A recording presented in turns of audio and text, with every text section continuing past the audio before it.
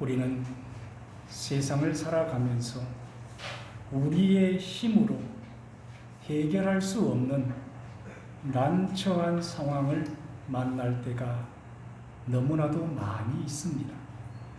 또한 사람들에게 조롱을 받거나 수치를 당할 때도 있습니다. 오늘 본문의 제자들도 지금 그런 난처한 상황에 빠져 있었던 것 같습니다. 마태복음 17장은 예수님의 제자들이 두 팀으로 나누어져서 서로 다른 체험을 한 것을 기록해 놓은 말씀입니다. 1절에서 13절의 말씀은 예수님께서 베드로, 야고보, 요한을 변화산으로 데려가서 이 세상에서는 경험할 수 없는 하늘나라 영광을 체험하게 한 이야기입니다. 그리고 14절 이후의 말씀은 산 아래에 있던 나머지 제자들은 아주 난처한 상황을 체험하게 되는 그런 이야기입니다. 산 아래에 남아있던 9명의 제자들은 귀신이 들린 어린아이 하나를 치료해 보려고 애를 썼지만 귀신이 떠나가기는커녕 아이의 발작은 더욱더 심해지고 있었고 주변에는 구경꾼들이 찾아와서 그 모습을 지켜보고 있었습니다. 예수님의 제자 9명은 사람들이 보는 앞에서 귀신 들린 아이 하나 치료하지 못하고 쩔쩔매고 있었으니 얼마나 난처하고 당황스러웠겠습니까? 산 위에서는 영광스러운 장면이 펼쳐지고 있었고 산 아래에서는 수치스러운 일이 일어나고 있었던 것입니다. 산 아래에서 수치를 당하고 있는 제자들도 예수님의 부르심을 받은 예수님의 제자들입니다. 그러므로 그들은 예수님으로부터 귀신을 쫓아낼 수 있는 그 권능을 받았던 사람들입니다. 마태복음 10장 1절은 이렇게 말씀을 합니다. 예수께서 그의 12 제자를 부르사 더러운 귀신을 쫓아내며 모든 병과 모든 악한 것을 고치는 권능을 주시니라. 12 제자들에게 귀신을 쫓아낼 수 있는 권능도 주셨고 모든 병을 치료할 수 있는 권능도 주셨습니다. 그들은 분명히 예수님으로부터 병 고치는 은사와 귀신을 쫓아내는 권능을 받았습니다. 그런데 오늘 본문이 우리에게 들려주는 말씀은 이들이 아무리 기도하고 손을 써도 귀신이 나가지 않았다는 것입니다. 분명히 예수님께서 주시는 그 권능도 받았고 또 파송이 되어서 큰 성공을 거두기도 했던 제자들이었는데 지금 그들은 귀신 들린 어린아이 하나 고치지 못하고 있습니다. 이 모습을 바라보던 사람들은 예수님의 제자들이 귀신 들린 아이 하나 고치지 못하는 이 모습을 보면서 여기저기서 수군덕거렸을 것입니다. 사랑하는 성도 여러분, 권능을 받았던 제자들이 귀신 들린 어린아이 하나 고치지 못한 그 원인이 어디에 있었다고 생각하십니까? 분명히 그 원인이 있지 않겠습니까? 그 원인이 무엇이라고 생각하십니까? 제자들이 귀신을 쫓아내지 못한 데는 몇 가지 이유가 있었습니다. 첫째는 예수님께서 그 자리에 계시지 않았기 때문입니다. 그들은 예수님의 권능에 힘입어서 귀신을 쫓아낼 수 있었습니다. 그런데 지금 이 순간은 예수님은 어디에 계셨습니까? 세 제자와 함께 변화산에 올라가 계십니다. 그리고 그 자리에 예수님이 계시지 않았습니다. 그런데 제자들은 예수님께서 그 자리에 계시지 않았기 때문에 병 고침을 이루지 못했다는 것을 알지 못합니다. 자기들이 예전에는 고친 경험이 있습니다. 물론 그때는 예수님이 곁에 계셨습니다. 그것만 생각하고 자기들이 어떤 능력이 있었고 예수님이 자기들에게 어떤 능력을 부어주셨기 때문에 고친 것이라고만 생각했습니다. 요한복음 15장 5절은 이렇게 말씀을 합니다. 나를 떠나서는 너희가 아무것도 할 수 없느니라. 아멘입니까? 여러분, 우리는 하나님을 떠나서는 아무것도 할 수 없는 사람들이에요. 제자들 역시 주님께서 함께하지 않으면 아무것도 할 수 없는 사람들입니다. 그런데 제자들은 지난날 주님과 함께 자기들도 귀신을 쫓아냈던 경험이 있었기 때문에 예수님 없어도 얼마든지 귀신을 쫓아낼 수 있다고 하는 그 잘못된 믿음에 사로잡혀 있다가 실패를 하고 말았다는 말씀입니다. 우리도 주님 없이 우리의 힘과 우리의 능력과 내 열심으로 해보려고 하다가 실패했던 때가 얼마나 많은지 모릅니다. 지금도 우리는 하나님을 믿으면서도 과거에 성공했던 기억을 떠올리며 내 힘으로 무엇인가를 해보려고 끊임없이 시도하기도 합니다. 그러나 여러분 기억하시기 바랍니다. 주님을 믿는 주님의 백성들이 주님 없이 무엇인가를 시도해 보려고 아무리 노력하고 애써도 백전백패일 수밖에 없다는 것을 잊지 마시기 바랍니다.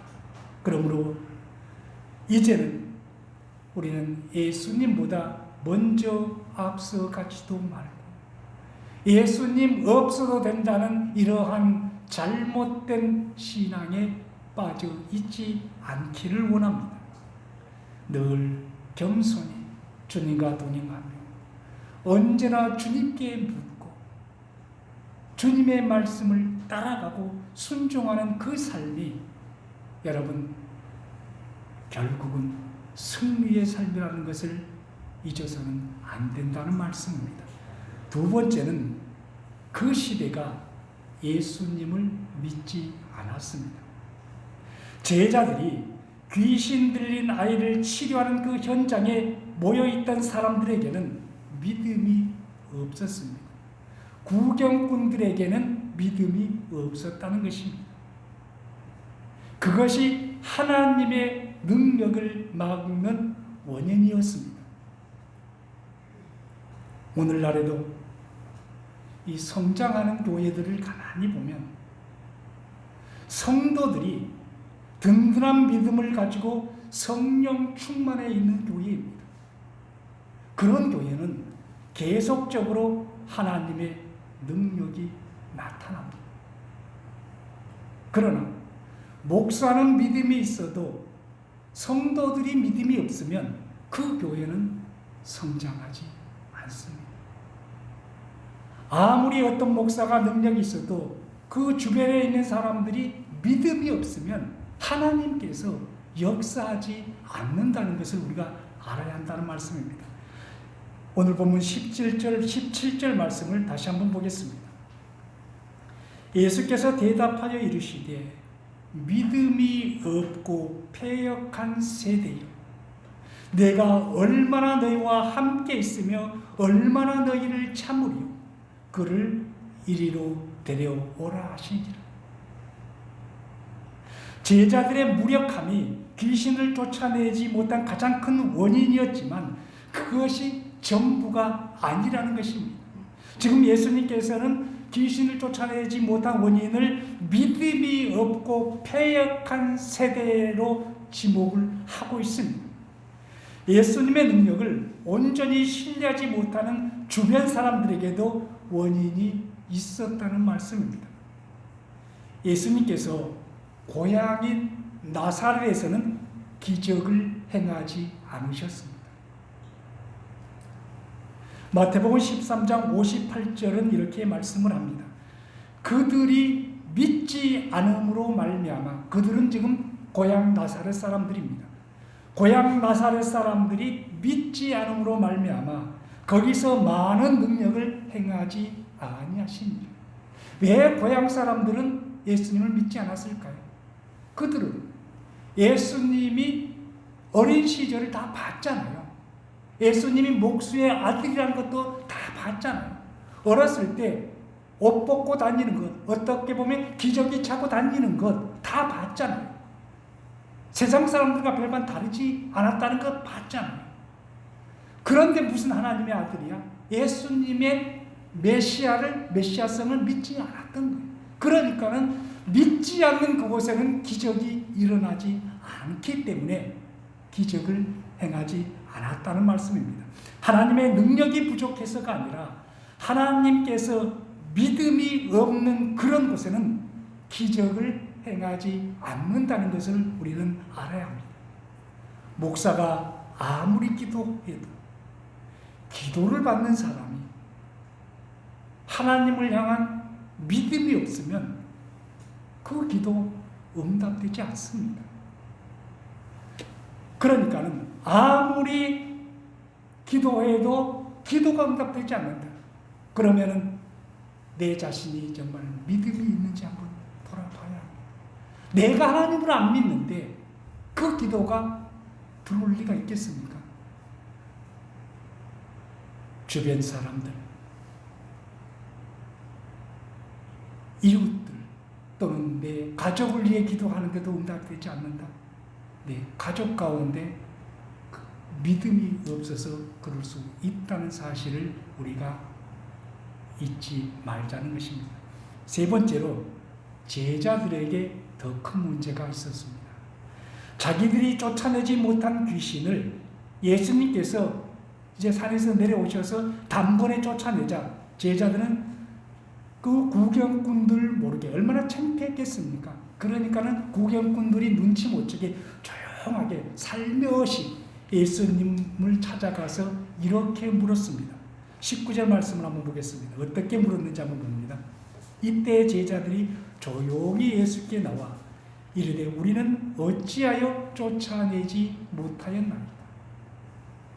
이 말씀 속에 담겨있는 제자들의 마음은 어떤 마음입니까? 제자들은 예수님 없이는 아무것도 할 수 없다는 것을 지금 모르고 있는 거 아니에요. 왜 우리는 쫓아내지 못했는지를 모르고 있는 거예요. 자기들의 힘만으로도 얼마든지 가능한 일인데 예전에는 내 힘으로 우리의 힘으로 정말로 손으로 얹고 안수했더니 귀신이 떠나라 했더니 귀신이 떠나는 것을 그들은 사실 체험을 했는데 왜 지금은 쫓아내지 못했냐는 것입니다. 그때는 우리가 쫓아냈는데 지금은 예수님 무슨 문제 때문에 우리가 귀신을 쫓아내지 못했습니까? 이렇게 지금 묻는 것입니다. 이 말씀에서 우리가 알 수 있는 것은 제자들은 예전에 귀신을 쫓아냈던 것이 예수님께서 함께 계셨기 때문이 아니라 자기들의 능력으로 쫓아냈다고 지금 그들은 착각하고 있다는 것을 알 수가 있습니다. 자기들의 힘으로 했다고 믿고 지금은 왜 안 되냐고 지금 묻고 있는 거예요. 우리도 제자들처럼 잘못 생각할 때가 얼마나 많은지 모릅니다. 얼마나 많은 사람들이 어떤 일을 성취한 후에 하나님께 영광을 돌리지 않고 자기 자신을 자랑하며 과시하는지 모릅니다. 특히 대형 교회를 담임하는 목사님일수록 이런 경향이 더 많을 때가 있음을 봅니다. 오늘 본문이 우리에게 들려주는 중요한 메시지는 제자들의 실패를 통해 우리 역시 주님 없이는 어떤 것도 할 수 없다는 것을 가르쳐 가르쳐주고 있습니다. 이 말씀 속에서 우리가 들어야 할 가장 중요한 교훈은 예수님 없이는 우리는 아무것도 할 수 없다는 것입니다. 네 번째로 제자들의 믿음이 부족했습니다. 20절 말씀을 한번 보겠습니다. 이르시되 왜 우리는 쫓아내지 못했냐고 물었을 때 예수님의 대답입니다. 너희 믿음이 작은 까닭이니라.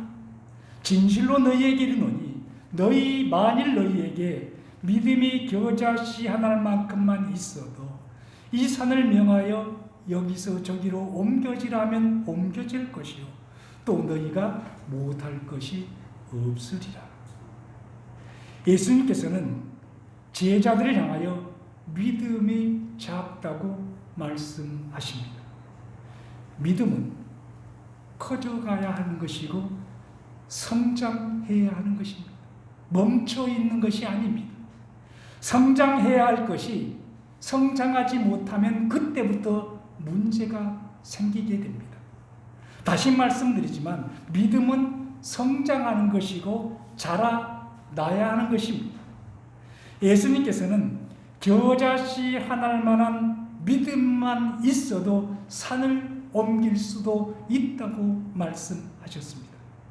제자들은 아직도 겨자씨 하나만한 믿음도 가지고 있지 못했던 것입니다. 예수님과 제자들이 갈릴리 바다를 건널 때 바람이 심하게 불어 위태롭게 되었던 적이 있었습니다. 그때 제자들은 놀라고 당황하면서 배 꼬물에서 주무시고 계시던 예수님을 다급하게 깨웠습니다. 예수님께서 일어나셔서 바람과 물결을 잔잔하게 하신 후에 제자들을 이렇게 꾸짖으셨습니다.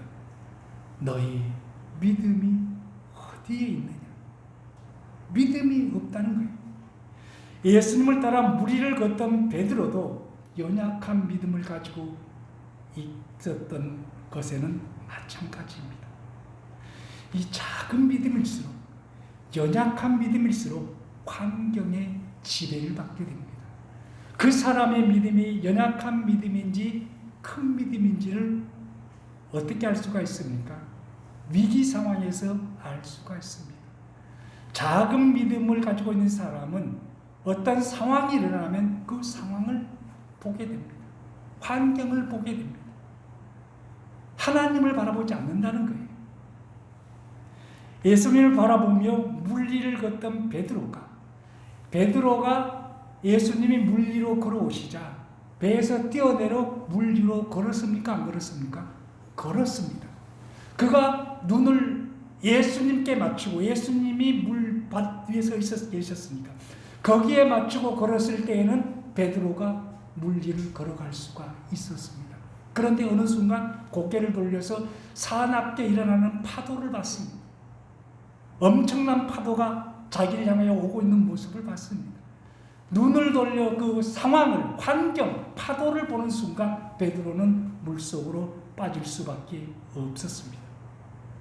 예수님께서는 물속으로 빠져가는 베드로를 건져주신 후에 이렇게 꾸짖으셨습니다. 믿음이 적은 자여 왜 의심하였느냐? 의심은 왜 한다고요? 믿음이 작기 때문에 하는 것입니다.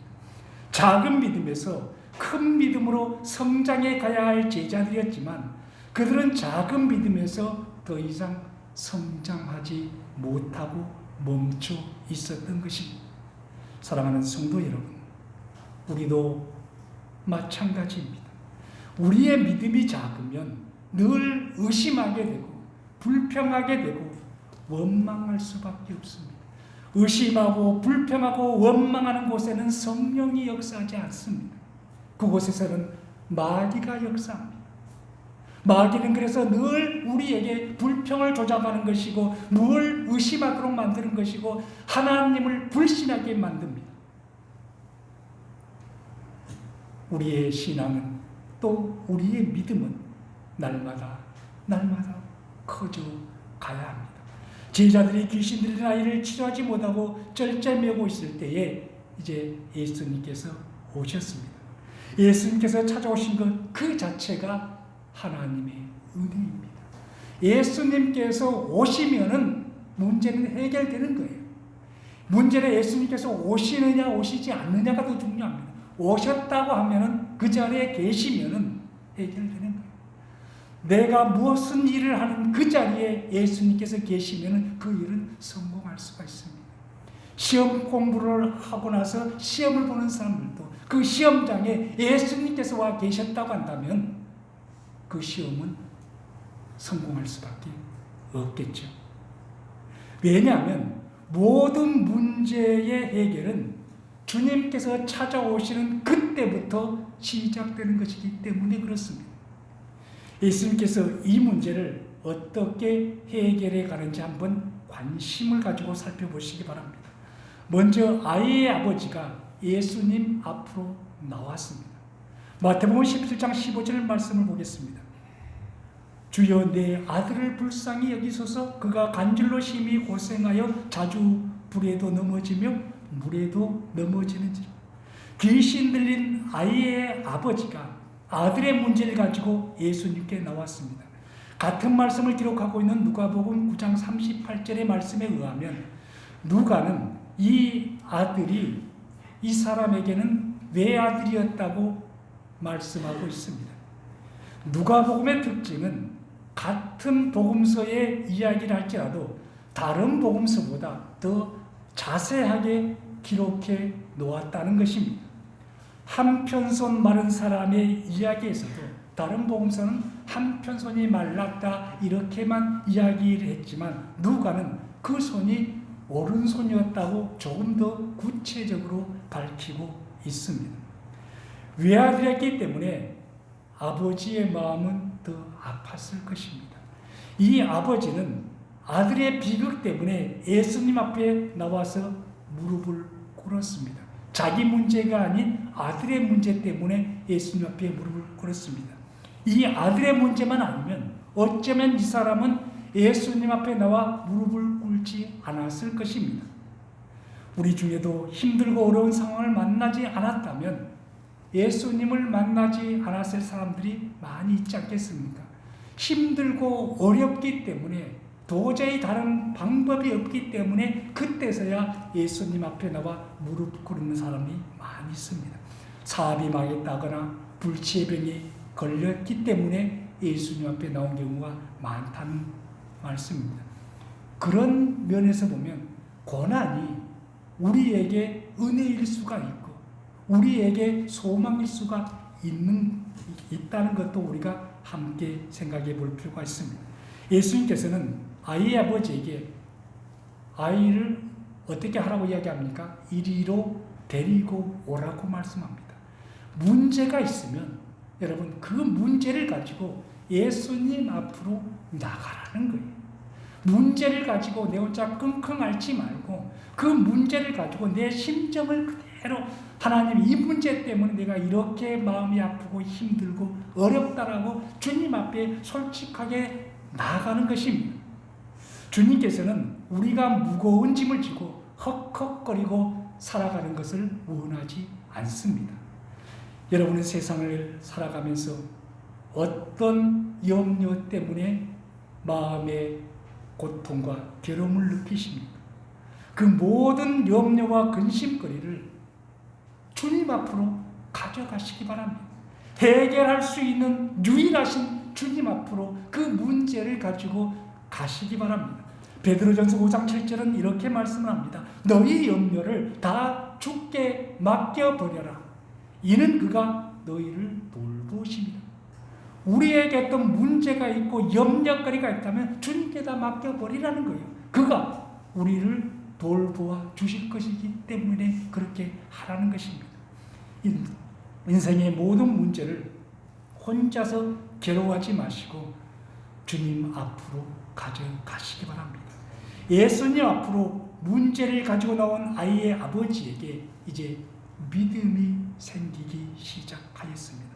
오늘 본문과 같은 내용의 말씀을 기록하고 있는 마가복음 9장에서 예수님께서는 이 아이의 아버지에게 이렇게 말씀을 하셨습니다. 할 수 있거든이 무슨 말이냐? 믿는 자에게는 능치 못할 일이 없느니라. 여러분, 예수님께서 왜 이런 말씀을 하시는 것일까요?